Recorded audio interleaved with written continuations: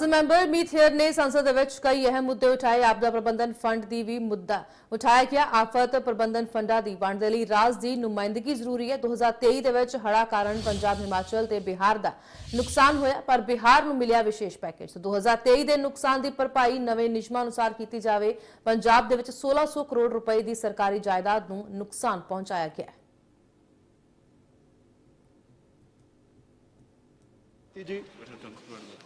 सभापति जी, नए एक्ट में एनडीएमए और एसडीएमए की सहायता के लिए आपने यूडीएमए ऐड कर दिया, लेकिन सभापति जी सबसे बड़ी दिक्कत जब फंड्स की एलोकेशन होती है अलग अलग स्टेट्स को तब होती है।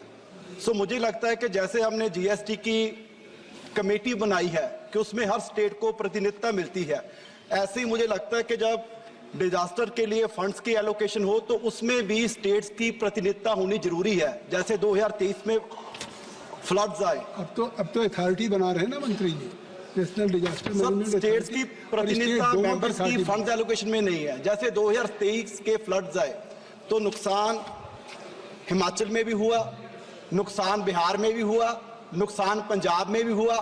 उल्टा सर पंजाब में तो क्योंकि जो नुकसान हिमाचल में हुआ और हिमाचल की बारिश का पानी हिमाचल में तो रुकेगा नहीं, तो वो जो मैदान का इलाका है पूरा का पूरा पानी पंजाब में आया और हमारा ज़्यादा नुकसान हुआ। लेकिन जो स्पेशल पैकेज था वो बिहार को मिल गया, क्योंकि सर मैं सरकार की मजबूरी समझता हूं कि जहां सत्ता पक्ष की जिसकी केंद्र में सरकार है, जहां उसकी स्टेट में सरकार होगी उसको फंड ज़्यादा मिलेगा।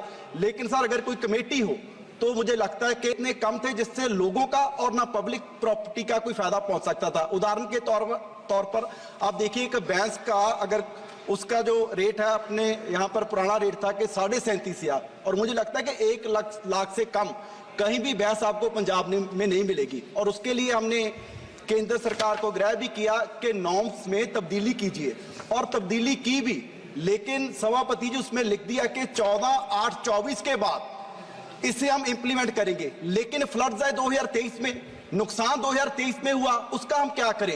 1600 करोड़ का नुकसान केवल और केवल पब्लिक प्रॉपर्टी का हो गया। और मेरे पास इरिगेशन डिपार्टमेंट रहा, मैं पंजाब में मंत्री था, 200 करोड़ का नुकसान केवल और केवल इरिगेशन डिपार्टमेंट